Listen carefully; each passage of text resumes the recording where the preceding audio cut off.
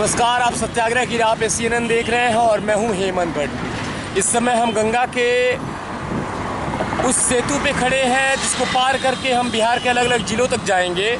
आपको बताएंगे कि बिहार की जो आवाम है, बिहार के जो लोग हैं वो किस प्रकार से अपनी मत को आने वाले समय में अलग अलग पार्टियों को देंगे और बिहार में चुनाव की राजनीति किस प्रकार से धीरे धीरे करके परवान चढ़ती है। उन सारे स्वरूपों को हम आपको दिखाने का प्रयास करेंगे। आप दृष्टा बन करके स्वयं देखें और ये जो पब्लिक ओपिनियन है वो ग्राउंड जीरो से। तो आप सभी से ये निवेदन है कि न्यूज़ में बने रहने के लिए चैनल को सब्सक्राइब करें और देखें सत्याग्रह के साथ ये विशेष। बिहार में इस बार विधानसभा चुनाव की खनक हो रही है और भीड़ भाड़ और पुलिस व्यवस्था को लेकर के सनसनी मची हुई है।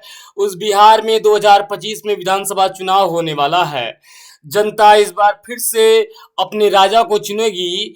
पिछले कई 2 दशकों से जिस प्रकार से नीतीश कुमार बागडोर संभालते हुए आ रहे हैं बिहार की अलग अलग पार्टियों के साथ मिल करके, जनता बहुत सारे सवाल कर रही है और इस बार विधानसभा चुनाव में आने वाला जो मुद्दा है वो जनता स्वयं तय करेगी। जनता बहुत समझदार है बिहार की और आप स्वयं मूल्यांकन करिए कि 2 दृश्य आपको दिखाई दे रहा है विजुअल में। एक पटना का मरीन ड्राइव है। यहाँ के लोग कहते हैं कि ये मरीन ड्राइव है। गंगा के किनारे किनारे ये सुंदर सी सड़क बनाई गई है। और दूसरा दृश्य जो आप देख रहे हैं, आपको शहर की जो भौगोलिक व्यवस्था है, जो अभी भीड़ भाड़ का जो समय है वो दिखाई दे रहा है। तो हम प्रयास कर रहे हैं कि विधानसभा चुनाव में बहुत सारे सवाल करें जनता से, जनता के बीच में जाएं और बिहार के कोने कोने में रहने वाली जो जनता है उनसे पूछें कि इस बार के विधानसभा चुनाव में उनकी क्या सोच है, क्या सोच करके वो लोकतंत्र के इस पर्व में भाग लेने वाले हैं। और पत्रकारिता की पराकाष्ठा बहुत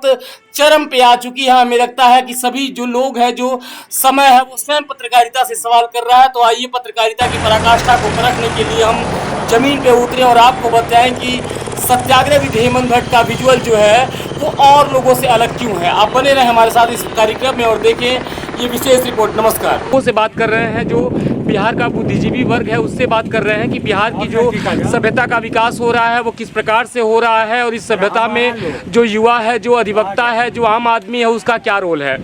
अभी हमारे साथ में हाई कोर्ट के वकील साहब हैं और आप स्क्रीन पे देख पा रहे होंगे। हम इनसे जानने का प्रयास करेंगे कि बिहार जो है वो किस रास्ते पे आगे बढ़ रहा है और इनका क्या ओपिनियन है बिहार को लेकर के।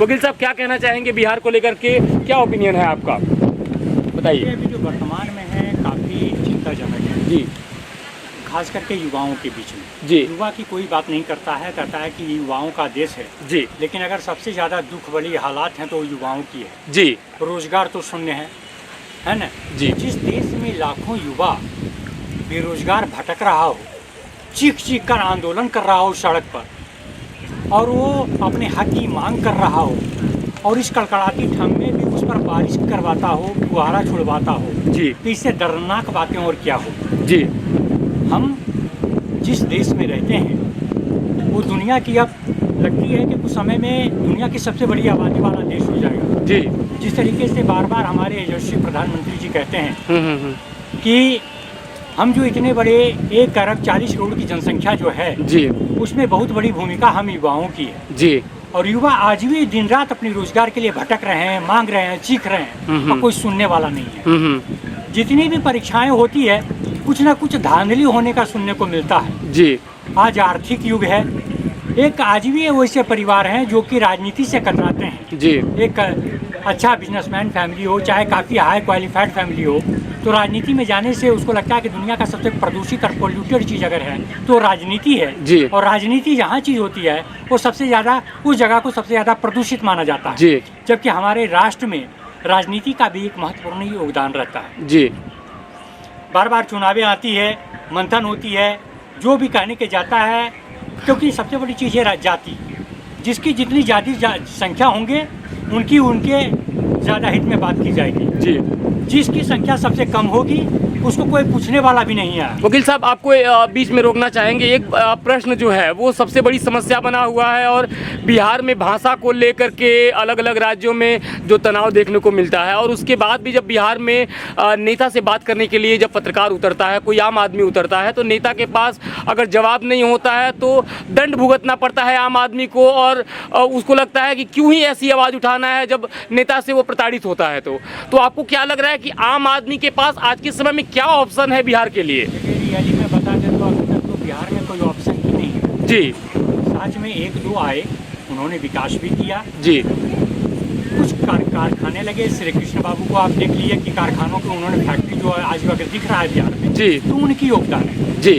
बाद में कुछ अगर विकासें हो रही है तो वर्तमान सरकार नीतीश सरकार के लिए जी।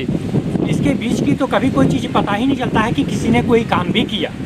बच्चियाँ आजकल साइकिल से स्कूल जा रही है। जी। अरे स्कूल तो सिर्फ पढ़ने का मकसद क्या है? ज्ञान थोड़े करने का है। जी। लोगों को बस रोजगार पाना है, और लगता है कि दुनिया में आप कुछ भी प्राप्त कर लीजिए, अगर आपके पास शिक्षा नहीं है तो आप शून्य हैं। तो हम पढ़ते किस लिए हैं? रोजगार के लिए, ताकि हमारी जो स्थिति खराब है हम 2 पैसे की नमक रोटी का इंतजाम करते हुए अपने घर को संचालित कर पाए। अब पढ़ेंगे क्यों जब हमको रोजगार ही नहीं मिल रहा था? तो दिमाग में तो ये भी बातें हैं। लेकिन सभी इस कंपटीशन के दौर में एजुकेशन का जो हाल है, बेहाल है, जिस तरीके से आर्थिक तरीके से लोगों को नौकरी दिया जा रहा है जी। पैसे वालों को नौकरी मिलेगा, किसी को तो गरीब ही रह जाएंगे, अमीर अमीर रह जाएंगे जी। है ना। तो समाज में हमें लगता है कि इसमें अनुशासन की आवश्यकता है, और जिस तरीके से हम सरकार और सरकार बनाने की मांग करते हैं तो इसमें जाति धर्म लोगों को ये सब चीज़ से ऊपर उठ कर के काम करना होगा। हालांकि हम जाति का इग्नोर नहीं कर सकते हैं, क्योंकि राजनीति शास्त्र का मैं स्टूडेंट हूँ, और हमारे कहावत रजनी कोठारी ने कहा है कि अगर जाति की बुराई करके भी अगर आप सफल हैं तो आप बहुत ज़्यादा अच्छे राजनीतिज्ञ नहीं हैं जी। तो भाई अगर आप उस जाति से हैं तो उस जाति का भी विकास तो करो। अगर लोग समृद्ध लोग अपनी अपनी जाति और धर्म का ही विकास करने लगे तो मुझे लगता है कि गरीबियाँ कहीं ना कहीं मिटाने में हम सक्षम हो पाएंगे। इसलिए आप देखते हैं कि दूसरे को ज्ञान बांटेगा लोग कि जाति के नाम पर टिकट मत दो, जाति और धर्म के नाम पर कोई नाम कम नहीं होगा, लेकिन जिसकी जितनी आबादी जिस जिले में होगी उसी जाति के लोगों को मंत्री बनाया जाएगा, उसी को लोग जो है एमपी का टिकट देंगे, उसी को लोग जो है आगे बढ़ाने का प्रयास करेंगे, और पता नहीं वो अपना भी विकास करे या ना करे, जाति का विकास करे या ना करे, सिर्फ अपने घर का विकास करके वो रह जाता है। बहुत बहुत धन्यवाद वकील साहब, आपका बहुत बहुत धन्यवाद।